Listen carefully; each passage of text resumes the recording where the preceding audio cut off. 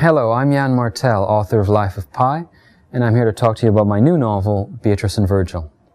I'd say every novel is in some ways an autobiography. A writer wouldn't write a book if he or she weren't interested in the subject matter in that book. So intellectually, this is very much an autobiographical book. But I also use certain elements that are truly autobiographical, in that the main character in Beatrice and Virgil, for example, is a famous writer who's written a book that features animals. Well, of course, I've done that too. I wrote a novel called Life of Pi that featured animals that did very well. I did that in part to lure the reader in. In this age of reality TV shows, people find autobiography has credibility. It pulls them in. So that was useful for me purely at a technical level.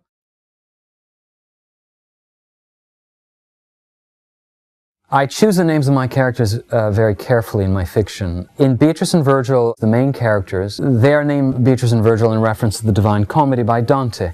And in the Divine Comedy, Dante has lost his way. In other words, he's lost his way morally. He's confused, he's lost, he's falling into sin.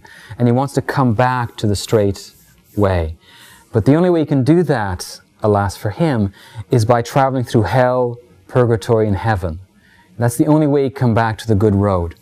And his guides through that fantastic trip are Virgil, through hell and purgatory, and Beatrice, Beatrice, through paradise.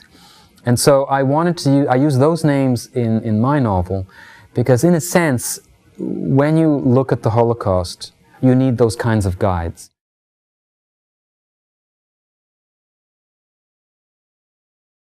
I like using animals in my fiction for a number of reasons. Most banal reason is I find animals interesting. They're beautiful. They're impenetrable. But in terms of, as far as my writing is concerned, I like using animals because everyone knows animals, but most people know very little about them.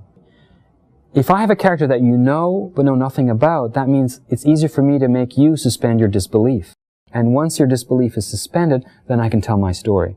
We tend to be very cynical about the human species. We're cynical about our own species, but not about animals.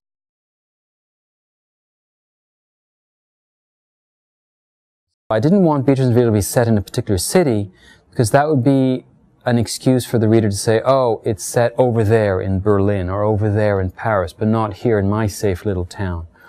And so I wanted its location to be nebulous, so that, in a sense, the reader could perhaps think, this could be taking place in my very own town. In my very own town, there's someone who's participated in horror, and perhaps I'm dealing with him every day and I don't even know that.